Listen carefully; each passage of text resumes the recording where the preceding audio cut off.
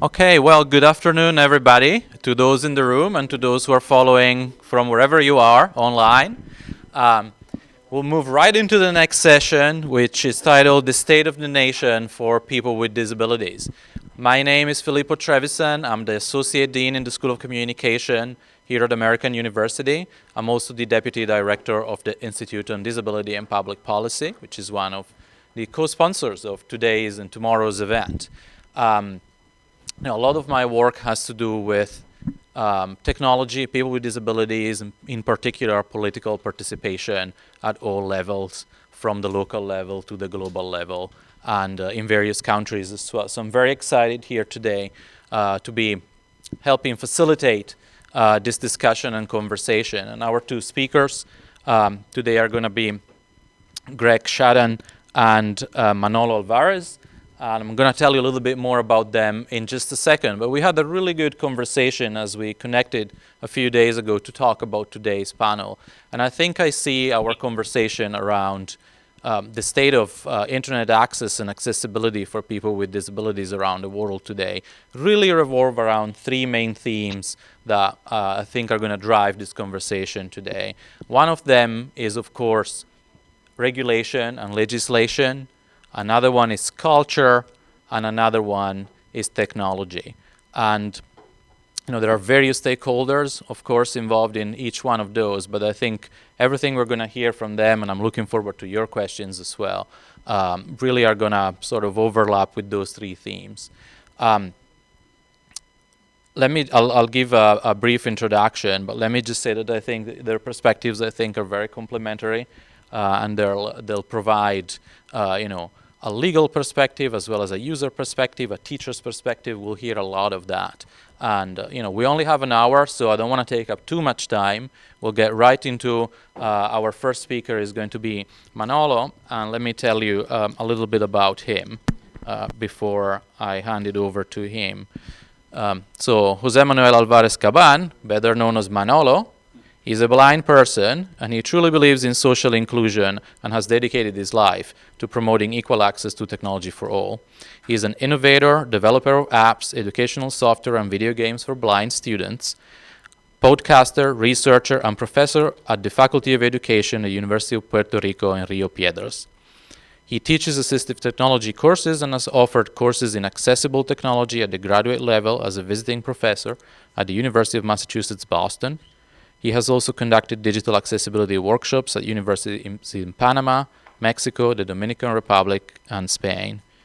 The NASA Johnson Space Center, he joined a team there developing software for blind students to learn science. He was a member of the U.S. Federal Communications Commission Office of Engineering Technology Advisory Group. He was also a promoter of the creation of Law 229, which guarantees the accessibility of web pages of the government agencies of Puerto Rico, and offered assistance to Puerto Rico State Elections Commission, as well as participated in the work team that developed the first talking ATM in Puerto Rico by Banco Popular. He's a graduate of State University of New York, the University of South Maine, and California State University at Northridge. So please join me in welcoming Manolo, and we look forward to what you have to tell us today. Thank you. Good afternoon. Thank you very much for your presentation. And I would like to start with a question. We are talking about accessibility, inclusion, and the internet. And my question is, if right now the internet accessible for persons with disabilities? That's a very good question. And I will give you my answer and my perspective, and I will divide that answer in two parts. First, this morning, the panelists has already talked a little bit about it, and is that they are standards.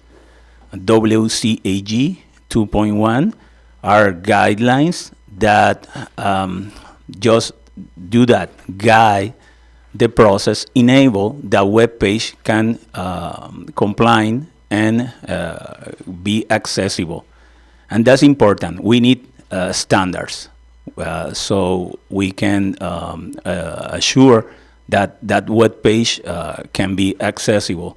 That's one of part, and the other part is usability, the user experience. You must need that person with disability navigate your web page.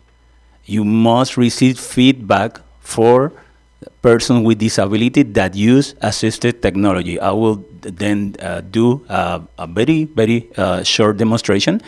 I am using a braille display. This is a technology that I connected to my iPhone or through my computer, and everything that is screen reader talks is presented in braille.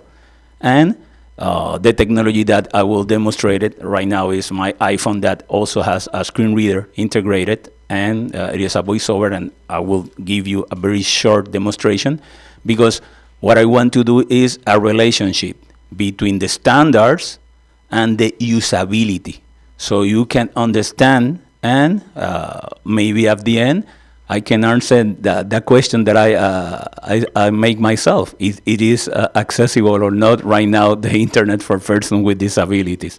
Okay, so standards, let's go to the first part. WCAG 2.1 is right now the current standards are divided in 4 principles. The first principle is that all information, digital information, must be perceptible. And for example, that's the most important, one of the most important guidelines, the 1.1, that say that every image must have alt text alternative. That's what the standards say. So that's an example. There's another guidelines over there in perceptible, the contrast of colors. If you have a video, you have to put closed captions. So that's an example of a guideline that you must follow. The second principle is make the information operable. For example, you have a form in your web page. So a person that uses a keyboard, like a blind person, to access the web page, does not use a mouse, can follow very easy pressing the tab the order of that form. That's another example of make information operable. The third principle is understandable. We have to make our web page based in some guidelines. For example, structure, make using headings Here I go. that have hierarchy, so I can navigate it. I will show you an example that have all of these right now. And the fourth principle is robust. So if we comply with that, person with assistive technology then can access that information. That's the standards.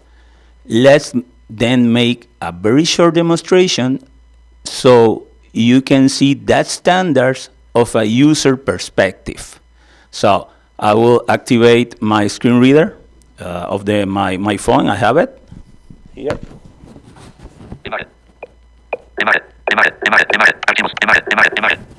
Oh, let me put slower, please. Give me just a second.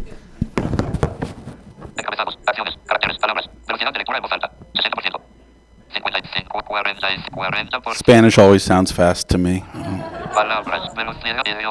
Español. Velocidad de lectura. Idioma. Velocidad. 50%, 45%, 40%, 30%. Okay, 40%. That I think that's slow, that you can understand it. This voice also is a very robotic voice. That is my preference. Technology have on very natural now right now text to speech technology. But since I learned that technology so way back, I get used to this voice. So that's something that's a preference of a person. So I am running in a web page. I create just a web page. So with this, all the things of those guidelines that I just say to you, and we will explore, navigate very quick with my screen reader.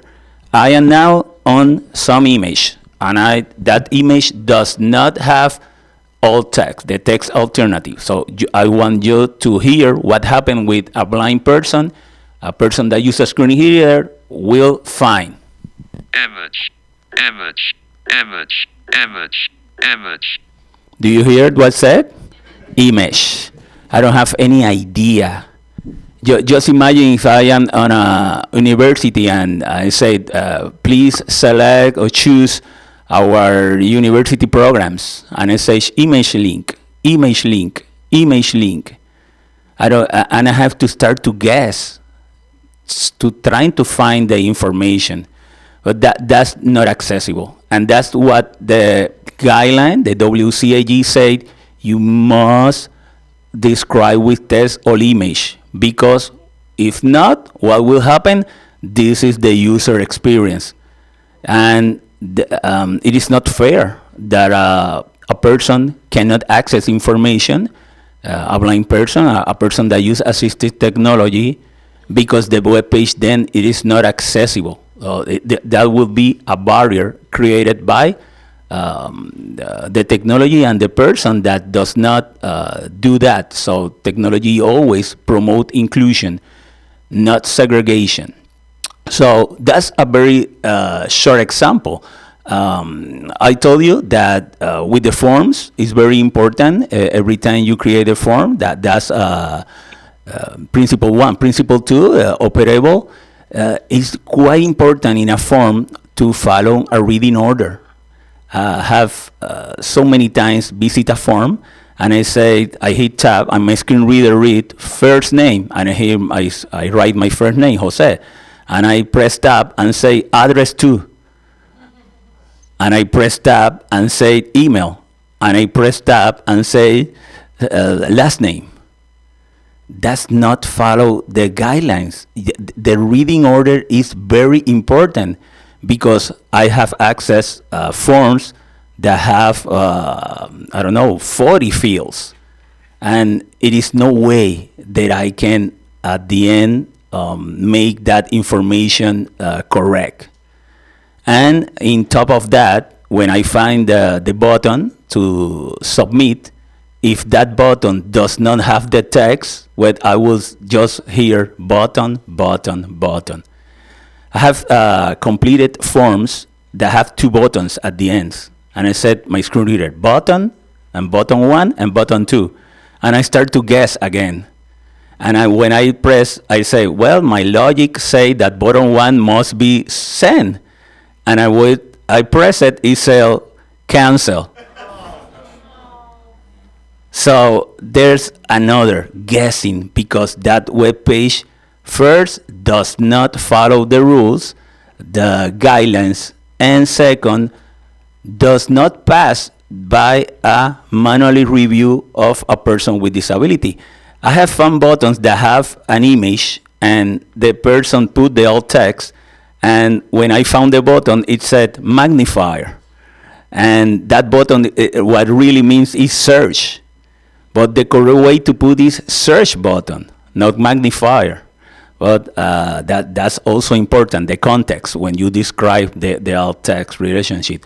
When we are talking about the third principle, it is about understandable. Our information must be understandable, using headings. And I want to show you an example here that is very common. It is language. Internet is globally, and person that create contents web page must specify the language of the web page. And if are more than one language in one page, must specify a tag. This is in English, this is in Spanish, or whatever language it is.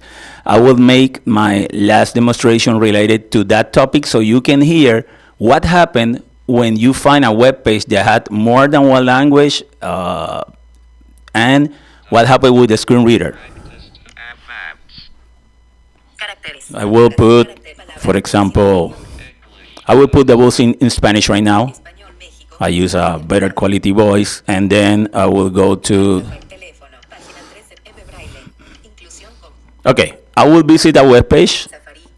There I have, that is HTML editor, so blind persons can programming a very accessible web page. So I will navigate this web page.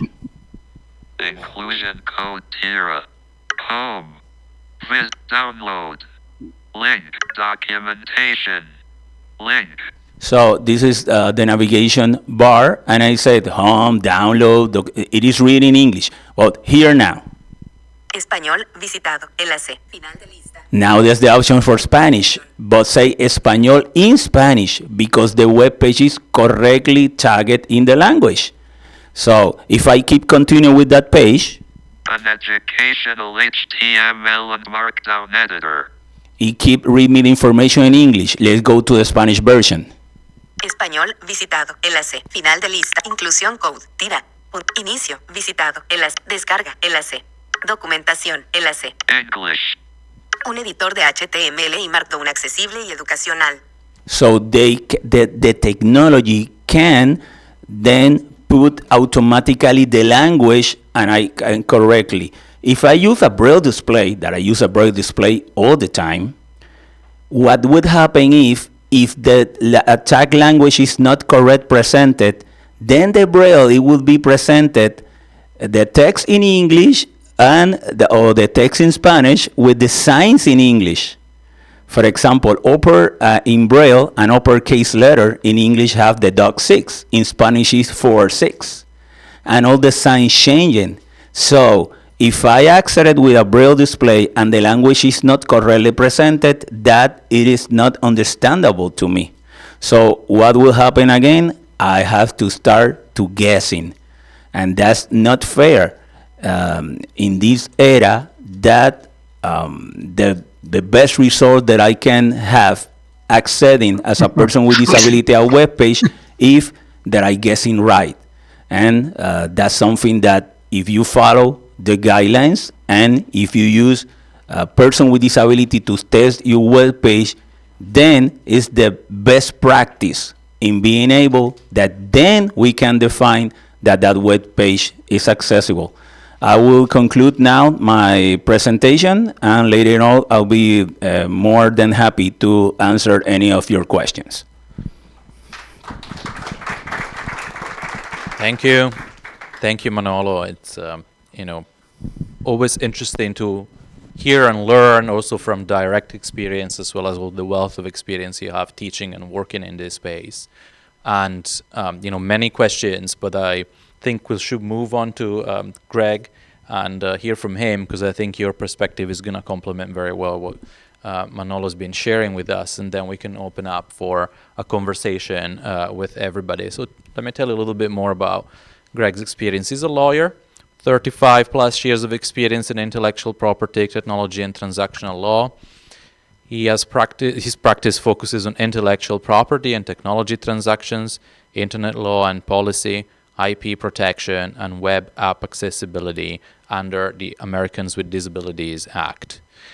He advises clients on various internet law matters, including ICANN and the new GTLD program, internet governance, website development and content, domain name acquisitions, transfers, disputes, and online policing and enforcement of IP rights. He works with clients on resolving compliance issues relating to accessibility for websites and mobile apps under the Americans with Disabilities Act, and has worked with clients in entertainment, consumer goods, technology, internet, apparel, accessory, fragrance, financial services, manufacturing, pharmaceutical, and publishing industries. So a wide range of different clients and experiences, helping them work towards more inclusion online. He is also a resident of Greenwich Village in New York, plays the saxophone, and is a graduate of Columbia Law School as well as the Wesleyan University. So thank you very much, Greg, for being here with us, and we look forward to learning from you. Thank you. So, as Filippo said, I'm a lawyer, and about 15 years ago, one of my colleagues noticed that I did technology law and that I was involved with ICANN and internet matters, and said, can you help me with this web accessibility stuff? I've been doing bank ATM litigation over accessibility, but now that the litigation field has moved to websites, I don't know anything about it. And the rest is kind of history. At that time, there wasn't much in the way of litigation. It was mostly compliance counseling. Since then, things have changed a lot. And this is an area that in many ways is defined by litigation or the threat of litigation. And it's but the litigation almost always never actually occurs because the cases are settled very early, typically before any papers are filed by the defendant. So we've got a robot here. In any case, it's a robot Glenn from Canada. Just as long as he doesn't bring the wildfires with him. In any case, the plaintiff's bar has gotten hold of this issue over the last several years. So a lot of the litigation has been brought in a very high volume. In the last year alone, in 2022, there were over 3,200 lawsuits filed involving web accessibility issues. And of those, over 2,500 were filed in New York. Fortunately, I practice in New York. Number two is Florida. California has been number 3 for federal litigation, but it's dropped down to 4th. And Pennsylvania is currently 4th. And when I say 4th, it's 4th with like 20. So the difference between New York and almost any other place is astronomical. In part that's because the courts in New York have been more friendly to keeping plaintiffs' lawsuits alive. But typically these cases get settled very early for a fairly modest sum of money, very little of which is seen by the plaintiff. In most cases, the plaintiff is essentially an employee of the lawyer rather than the other way around. And they might get, say, $1,000 out of, say, $10,000 or $15,000. The rest goes to the lawyer. There are still, of course, litigation by disability advocates and disability advocacy rights organizations. And the plaintiffs, in many cases are disability advocates themselves. They're not merely plaintiffs for hire. One of the most prolific litigants is actually a woman who has filed or had filed for her over 600 lawsuits, almost all of which involve accessibility and the web, but not web accessibility as we've been discussing it. Her cases are almost all against hotels and against what's called the reservation rule. What she looks for is whether the website has information about accessibility features of the hotel. And if it doesn't, she brings a lawsuit. Now, she may claim that she is interested in going to 600 different hotels. That might be stretching things a little bit. And indeed, for the first time in 18 years, the Supreme Court will be hearing a case involving accessibility, and it is involving a case involving Deborah Laufer, who is a resident of Florida, but will sue wherever she needs to. So she sued a hotel in Maine, actually a little kind of bed and breakfast with 3 or 4 cottages called the Coast Valley Inn, which actually it's not accessible, which is a different problem, but also did not have any information about whether or not it was accessible on its rather simplistic website. And the district court in Maine ruled that Laufer did not have standing to sue because she didn't have a realistic desire to go to the hotel. So she was essentially classified as what gets called a tester. And she actually amended her complaint. Initially, the complaint that the answer that was filed, or there was a motion to dismiss filed, saying, well, look, she wasn't going to go to the hotel, so she doesn't have standing, because it doesn't even say anything in her about wanting to go to the hotel. So she filed an amended complaint which said, I want to go to the hotel. And the district court in Maine said, you don't have standing, go away. She appealed. The Court of Appeals, or rather the circuit court, said, no, we think you do have standing. The injury is in not having the information. And it doesn't, in essence, it doesn't matter. That's obviously, this is simplifying long, complex cases. You're always going to say something that isn't quite right, and I'm telling it in a very, gossipy sort of way. So, but the ultimate truth is essentially where I'm at. So that now, that creates what's called a split in the circuits. There already was one, but it created one more relatively high-profile case, which was enough to kind of create the interest, on the Supreme Court. And so now the First Circuit, which includes Maine, came out and said that they believe that she has standing that is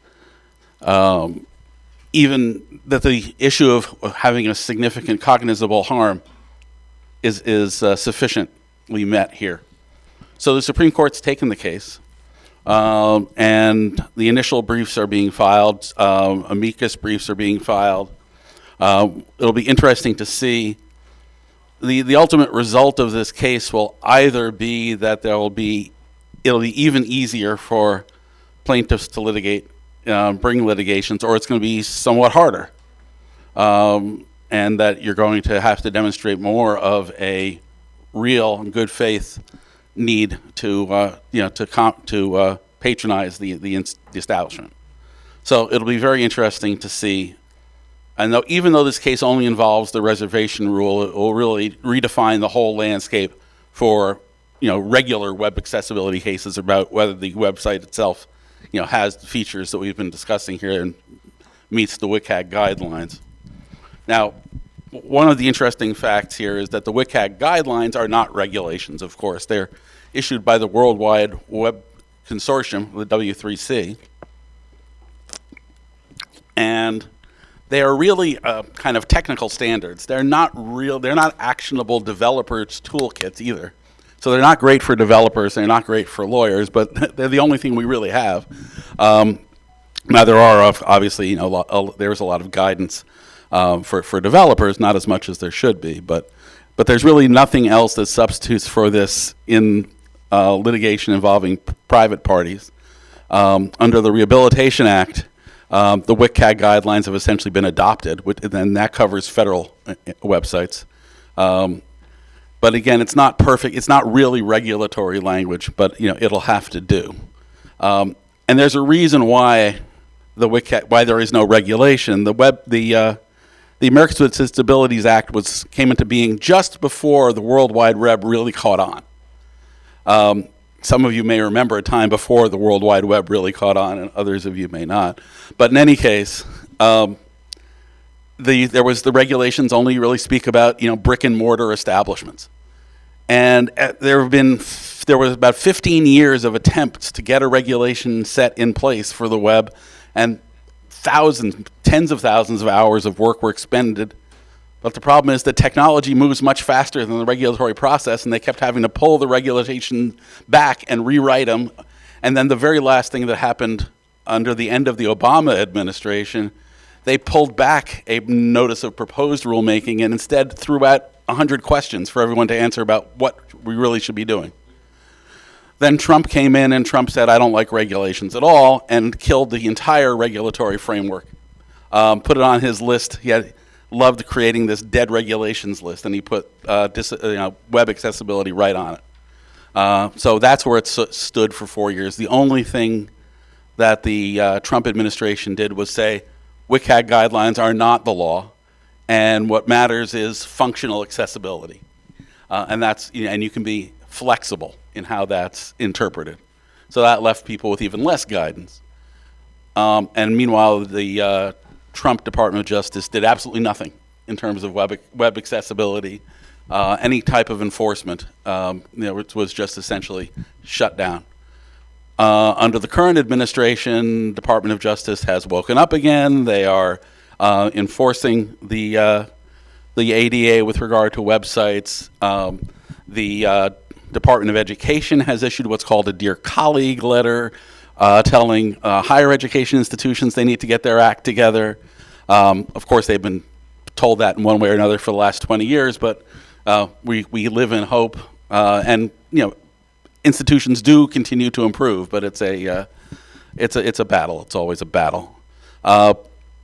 And then they've even started a new regulatory process, but this time they've started with the part of the ADA that deals with state and local governments, which is called Title II. What we've really all been discussing here without saying it is Title III, which relates to public accommodations, which means places where the public is welcome. Title II deals with state and local governments, and Title I deals with places of employment, and that's actually dealt with by the EEOC. So if you wonder why your intranet is not covered by Title III, it's actually covered by Title I. And what does the EEOC do about ADA compliance and enforcement? As far as I know, absolutely nothing. Maybe that'll change too. But as we've discussed and as you've heard repeatedly, there's a lot of good reasons. There's moral and capitalistic and legal reasons. I think Professor Cogburn gave the list of the troika of reasons. And yet, why are we falling down? Are we all morally bankrupt and legally atavistic and capitalistically uninterested? No, none of the above. Maybe the moral bankruptcy. But in any case, a lot of the reason is that nobody knows who is supposed to care. Let's look at how a website is developed.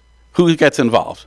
The marketing department, an outside developer usually, legal might get involved, obviously the business owners, the in-house IT staff. None of them are tasked with accessibility as a role. What you need, to cut to the chase, and since you don't want to listen to me for 3 hours, you need an accessibility czar. You need somebody inside for whom accessibility is their job, that if accessibility fails, they are a failure and they get fired. So they need to have skin in the game, and they need to have the executive suite have their back, and they need to have access to the executive suite. So we really need I call it czars and champions and C-suite representatives all involved. Somebody has to get that started within a business in order for them to be inspired. And a litigation that can be settled for $10,000 or $15,000 might not do that. Now, of course, the other part of the litigation is that you have to get your website compliant within a reasonable period of time. But there's a problem there too, unfortunately, that has arisen, which are accessibility widgets and overlays. Now, if you're a business and you have a website and you've been told that it needs to be remediated, you could probably figure that the cost to remediate it rather than replace it, but to make it fully compliant, could be somewhere between 30 to 50% of what you spent on the website, or even more. And you probably don't have any budget for that. Your maintenance budget probably 10% of that at best. Now, what if somebody says that for $49 a month, you can get an easy widget that you can just place on there, a little button that looks like a little Leonardo da Vinci man accessibility symbol, and you press it, and voila, magic, your website is compliant. Well, and you don't have to talk to your lawyer about it, or your developer. Your in-house IT guy can probably put it on, or even we'll come in and do it for you, just like a vacuum cleaner salesman. We'll make it happen for you. And so a lot of businesses turn to that, and then they get sued anyway. In last year's suits, at least 200 said they were directly because of accessibility widgets. But even with the number of 3,200 website lawsuits, that's still only a fraction of the number of websites out there just in the US. And imagine the rest of the world doesn't have a litigation crazy culture like we do. So solutions are going to come from different areas. So it's a bit of a mess. The disability community, as I read it, is generally very opposed to the widgets, and because they don't work. They actually can interfere, particularly with screen readers, can actually conflict with these widgets and overlays, and and you may not know that the button is there. It may not be in a place that's easily navigable and findable. So it's created basically a distraction almost. And I have to tell clients in a nice way, this is maybe better than nothing, or maybe not, but what we really need to do is get you a website that is accessible by design. Really should create a new website that is accessible from the ground up. Let's work on that. And also let's, at a code level, solve what I call the low-hanging fruit on the website. And you need to get a team together, all those people I mentioned, and now they all have to care about this. And part of that is that they need to understand, again, really the diversity, equity, inclusion, the need, accessibility is integral to that. And you know what? Even if you're opposed to DEI, which seems to be fashionable in certain political circles these days, accessibility it's good business, and it can still, you're including people who really need to be included and they're not different from you. And if your problem is that you don't want Democrats to be involved, well, that's not the problem here. So don't make this about DEI. If you don't like DEI, just think about it as accessibility. If you do like DEI, think about accessibility as a leg of DEI. But whatever it may be, it really is, an imperative. What? Thank you. Yes. Anyway, technology, friend or enemy? So, frenemy, indeed. Well, and that's really a problem in this whole area. The web is, one of the great inventions of the last, few decades, and yet it's created all of these issues. We're here talking about issues which are, opportunities, but they're mostly challenges. So I'll wrap up here and say that, what is really, the concern is to get beyond litigation and to convince corporations, businesses that operate websites, and developers, particularly, frankly, developers. And I'll just say for a minute, from the developers that I've talked to, there are some that are really have bought into accessibility as a very important aspect. But a lot of developers traditionally have not wanted to design accessible websites. They've avoided it on purpose because it cramps their style. If you like green and gold as a combination, there's no good combination of green and gold that will pass a contrast checker, that will have the proper ratio. I've tried it. It looked awful. You end up with very pale wan yellow and a green that's almost black. So if you like green and gold, or if your school colors are green and gold, you're going to have to do something different with the green and gold. Make it some stripes. Make it some decorative elements. Similarly, a lot of what Manolo is referring to when he's saying image, well, two things. One thing, that could be an image. It could be a photograph, a picture, or drawing, but it could also be an image of text. That's a huge problem. If you like fancy-looking fonts and stuff like that, a lot of times it's basically a picture of text. It's not ASCII, it's not any key, it's unreadable by a screen reader because it's just a picture of text. It could be a flower pot, as far as the screen reader is concerned. And yet you have this, cool heading, and all your cool headings that say all these cool things in these wonderful fonts with, gremlins coming out of the middle of the O and whatever it might be. That's just image. So, and the same thing with navigation. So that's why web designers, the aesthetic ones particularly, don't like it. But you know what? They got to grow up. And they need to be told, they need to be brought on board. They should be advocating for this, but they also should feel that they will lose their job if they don't advocate for it. So we need to create a greater culture of accessibility as a sine qua non, as a given. And part of that is just acknowledging, first off, that some of us are becoming, to an extent disabled as we age.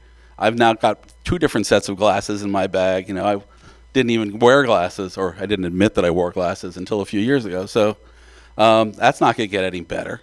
But at the same time, too, it's just, if this is a world that we want to go in one direction or another, I think we want to go in the direction of being a better world. And if we don't, this is so essential. And part of this, too, is that, to use a word more figuratively than literally, you need to see people with disabilities as visible and not ignore them, not look at them as a speed bump. They are us. They are my brother-in-law. They're the guy sitting to my left. They're the husband, the mother of a friend, whatever it is. It's just a concern that needs to, at a kind of base human level, about, who are we anyway?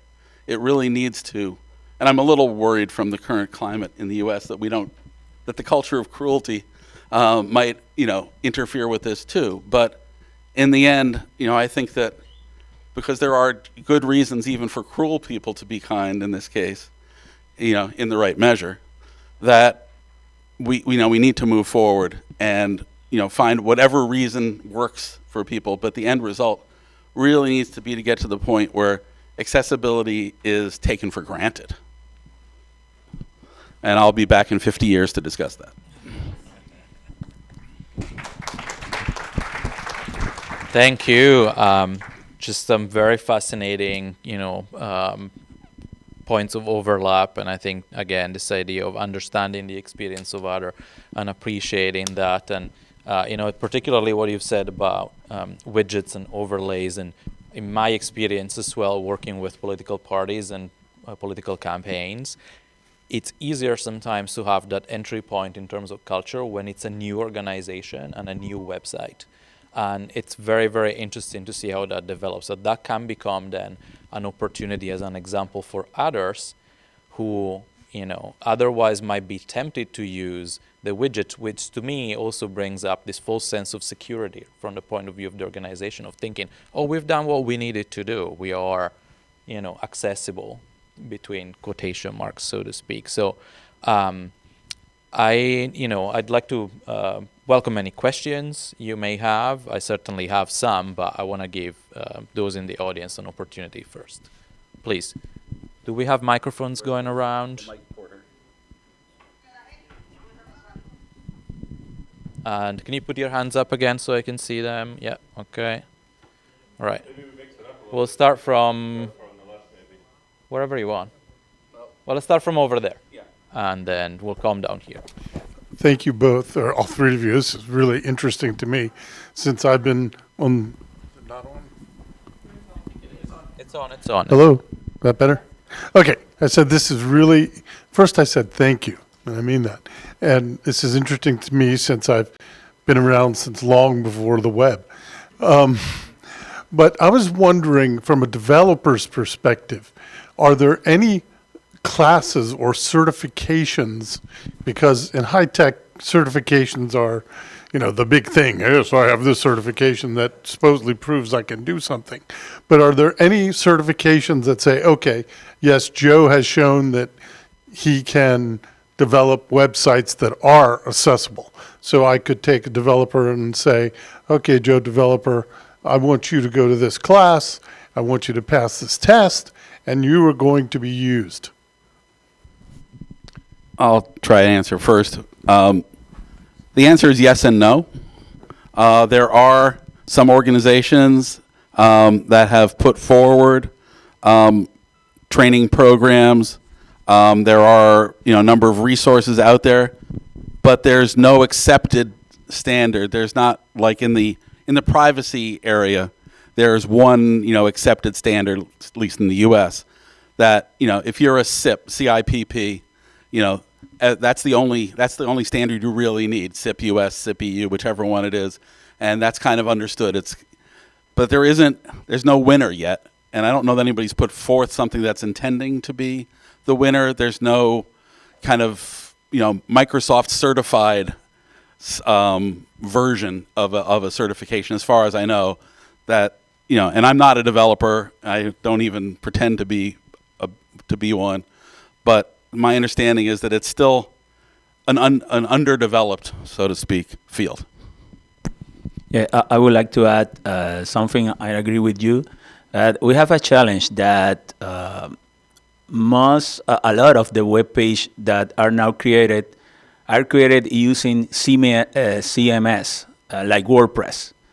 As a matter of fact, last time I revised almost 38% of web page from around the world, I created by WordPress.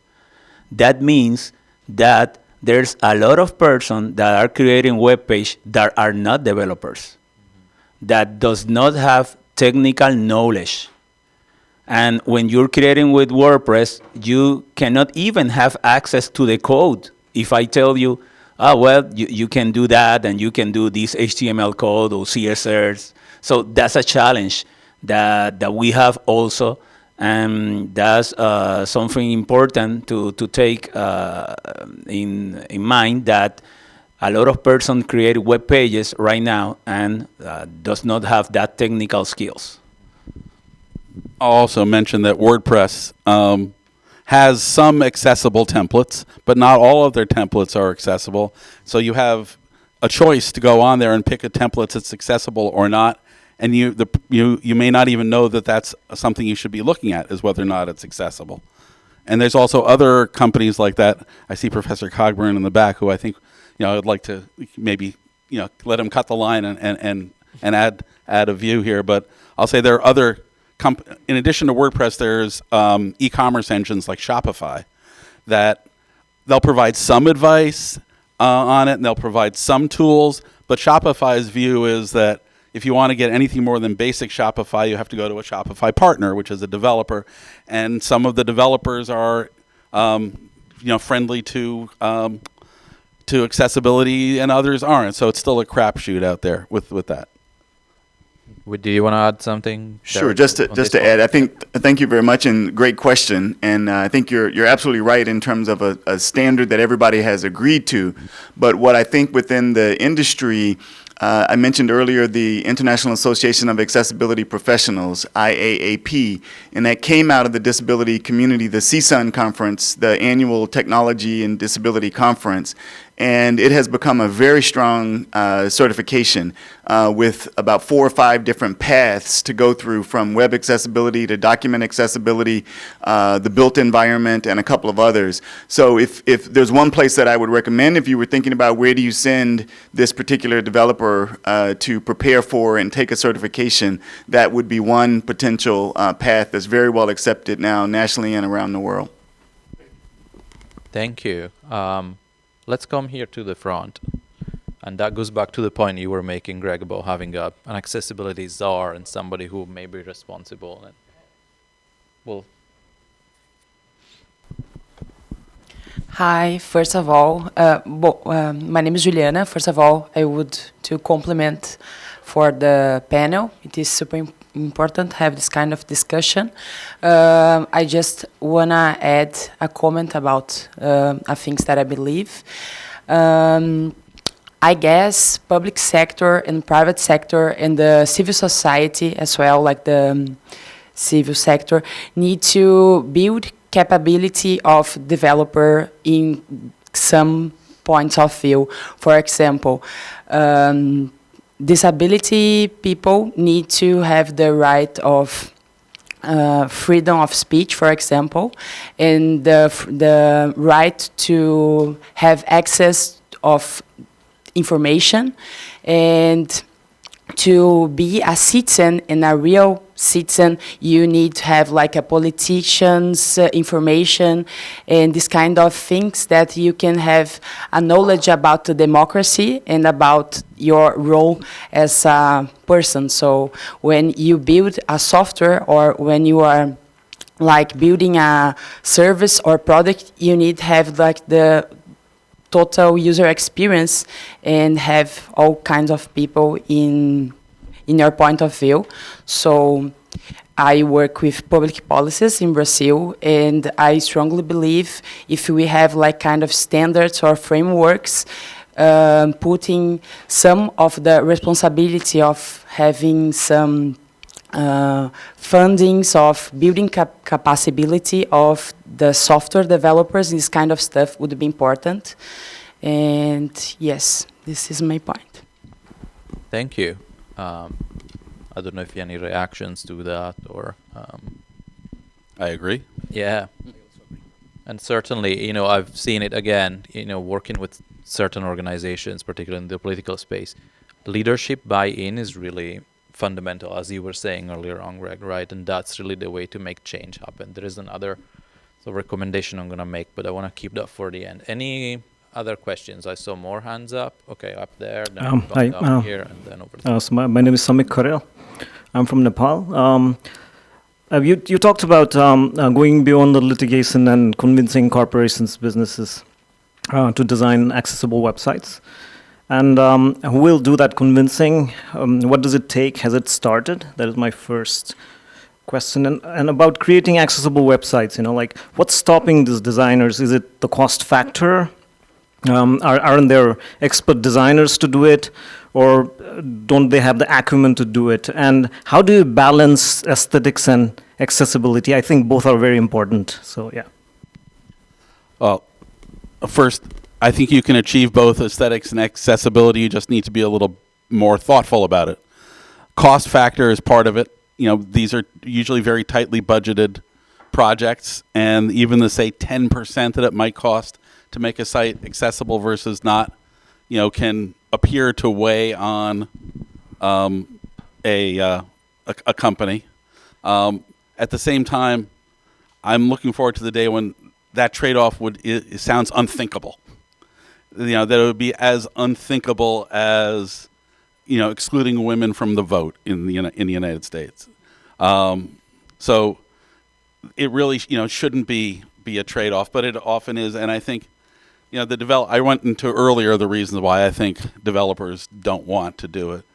I think there needs to be more organizations that are looking to work into corporations and find the right people, whether it's a DEI person or it's a tech person or whoever it might be, to try to bring them into the accessibility world. I'm not sure. There probably are. I'm sure there are other organizations that do it. I just don't see them having necessarily a lot of budget or profile to do it. But I think that as long as we bring it together, hopefully there'll be something in the future that will do that. Thank you. Question here in the front. We have many questions. Hands up there. Hands up over there. Hello, this is Bibik Silwal from Nepal. So thank you to Jose, Greg, and the moderator for amazing session. So my question is related to the accessible devices. So that was a really amazing display. But is the devices really accessible in terms of cost to all the corners around the globe? And since the technology is not very abundant, is it open source software or devices, or has any attempt to be made? Because this is not a device that being marketed in a large scale. So can a startup in Nepal actually build from open source that's provided? Yeah, that's my question. Thank you. Thank you. Manolo. Yeah, I would like to ask that question, and that's a challenge. My question can be, let's see, have some controversy. So first, the cost of creating this technology is high. So without any doubt, the cost of the technology is a barrier. Here in the United States, there are some agencies, Department of Education, Rehabilitation Vocational, Accommodation in the world that has assigned some money to buy that technology that is really expensive. But in the other hand, as a developer, I can tell you that creating this technology is cost. And when sometimes I have participated in a lot of projects in Latin America that we want to create technology that is low cost, but that open source, then you need the compromise. And when open source, a lot of people do it voluntary, and they gave up after a certain of time. And there's no way that you can have free technology with the latest integrated and do it in a voluntary way, because that's not fair either for the user that maybe need an update, but that since the person that created only have good intentions, open source, if there's a community, a strong community that then can do it. I will tell you an example. NVDA is a free screen reader. But free, you have to put in quotation marks. It is not that story that two blind programmers do it voluntary. They receive a lot of money for Adobe gave money, Microsoft gave money annually, Amazon gave money annually. So they have that can receive money to make this just great technology that, as I tell you, technology, and be able to create this technology, you need a knowledge that have to implement it.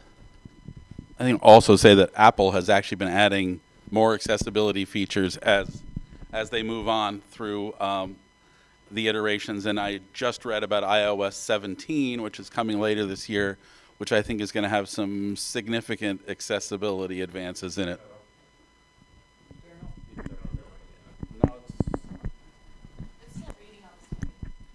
Okay. Anyway, Apple's adding stuff, especially iOS 17. Looks like it'll be a real advance for accessibility. I think that's a great comment in terms of, clearly affordability is key, but also keeping pace with technology and technological advances. And if you look at the early days, particularly of social media, for example, a lot of accessibility around those came through APIs and third-party applications that were developed by some in the disability community themselves. And then, technology companies start to be more responsive to their needs and so on. And the need to have that embedded within technology development really is important, because there might be all sorts of get-arounds and, different solutions, but they are always going to be catching up, first of all. And then the trend that we're seeing with platforms in particular, the likes of Twitter, but we could name others as well, closing off their environments to APIs from third-party applications, really is going to be a problem for certain parts, in particularly of the disability community, not knowing what the development of that technology going forward is going to be. And so it really, it's really a cultural and business issue that needs to be addressed within the business sector first and foremost. Twitter also fired their entire accessibility team, but that's a different story. We had a question over there, and then we'll go to the back. Thank you. Hi, thank you very much for this presentation. It's really woken me up to quite a lot of factors that I don't always pay a lot of attention to, and I'm really grateful for this. And I think that many like website developers or folks often focus really quickly on minimum viable products to get very quickly out the door. And I don't know that this is something that there's a great prioritization given to. I heard some wisdom from the other side of the room earlier about the commercial benefits, maybe as the attractors that might be helpful to jingle some jewelry in front of the people who prioritize projects that might help this. But my question was, Professor Cogburn had identified that we might be intimidated by the speed at which those who are visually impaired listen to audio. And I have a question for you, Manolo, is you slowed it down to about 45% for the benefit of us in the audience. But what is the typical speed at which you're listening to the vocals? Well, the speed of a speech synthesizer, it is the words per minute that the synthesizer can say, and right now 45% it could be about 100 words per minute. I use it typically 350 words per minute, and the important is not that is the important is that you can understand it. That's the important thing. It is not that it's more fast or more. For example, I understand it, and if somebody send me an email, I can read it in 40 seconds. But if I put it more slow, I will have 2 or 3 minutes to read it, and that affect my productivity. For me, that's something that is flexible and is individual, and that's assistive technology. Assistive technology must be individualized to fill the needs of each person. Anyway, New Yorkers speak 350 words a minute, so I don't see what's the problem.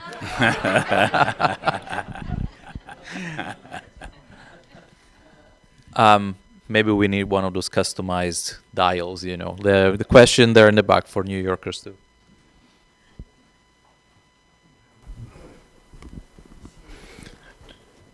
So some of you know me. My name is David Mackey. Not sure everyone knows my background. My background is I'm a developer. I wanted to possibly bring a perspective which can be hard to describe if you're not a developer. And I don't want to be speaking on behalf of all developers, but I am a developer with a person in the past who has not had disabilities. If I can bring that voice to this conversation, I hope I add something to the conversation. We've touched on a number of things, both with this conversation and the previous conversation and the conversations from this morning, which are relevant from my perspective as a developer over many decades. It's not, if you don't have access to that discipline, it's possible that you may not appreciate the difficulties required to maintain knowledge in that space, keep up to date with what's going on, and continue to develop what I would consider learning new languages within the development space itself.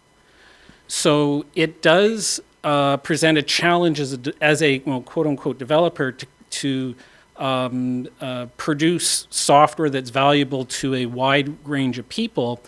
And I wanted to highlight what was said sort of tacitly or sort of indirectly, which really does boil down to the costs associated to maintain the knowledge required to create tools that reach a broad range of people.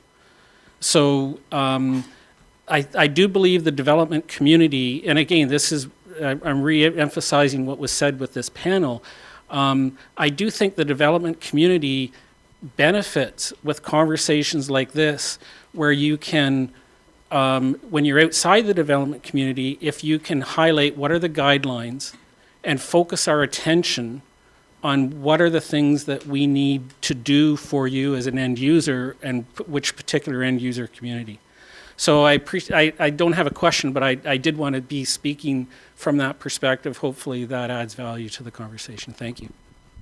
Thank you so much. And, I know we are at time, and appreciate all the questions and contributions, but I'll just say to that point, yes, again, in the political space in particular where I work, what I've seen is it's been collaboration between developer and, in particular, blind, owned, and operated user testing organizations. But there needs to be the willingness from the client to make all of that work, right? And so I'll just close by saying one thing, because we've talked a lot about changing culture, and I think there is a big, role for that to play at a small level, at an everyday level. So I'll just give you an example. Every week I put together and send out a newsletter about what my wonderful colleagues in the School of Communication here do. And it's, great to get pictures with that sometime. But 6 months ago, I said, we need to start doing this different, because people were just sending me pictures. And we were plugging them in. We changed the platform we use. Now we have more functionalities to make it more accessible. We're not just sending an email anymore. I said, if you want a picture to go together with this, here are some resources to write an old text description for it. And everybody was a little bit freaked out by it. And it's like, what is this? How does it work? How is it different than a caption? And I said, I'll help you. Don't worry. And so I started getting requests like, oh, can you just write it for me? I'm really busy. I don't know how to do it. You're clearly better than me. I said, no, we're not going to learn anything here. You take a first go at it. Then I'll help you. It's fine. I don't mind, correcting it, giving you tips or whatever. And that's what we're doing now. And very quickly, people just became better at it. And they started doing it. And now, whatever other organization they might be involved in, suddenly they have this experience and they can bring that up if they're doing things different on their website, on their communications, and so on. So sometimes these little small changes, that's really where it all needs to start. I'm not going to say it's going to be solving all problems, but certainly it's going to bring this point to the table, and maybe it wasn't there before. Greg and Manolo, I don't know if you have any final. I'll just say that I think that's a perfect lesson, that the culture is you and the change is you. Each and every one of you can do what Filippo did and take a little step with what they do to make a change to promote awareness and accessibility. I just want to thank to all of you, and you have a new friend. If you need that, I can check it out your webpage, and I will make recommendation. More happy, I'll be very glad to do that. Thank you so much. Let's give them a final round of applause.